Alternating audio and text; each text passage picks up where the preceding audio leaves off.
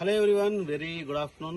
ఇప్పుడు మీకైతే ప్రదీప్ ఫార్మ్స్లో పెరువిన్ సంబంధించిన ఎక్స్క్లూజివ్గా చేతో పెట్టలేదు మనం బ్రీడింగ్ చేస్తున్నాం.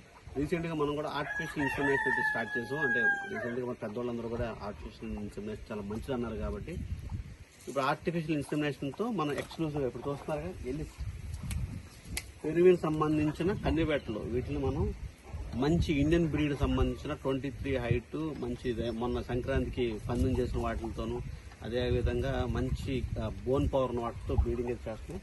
ఈ పెట్టలు ఉన్నాయి సార్, మీరు కమెంట్ చేయండి.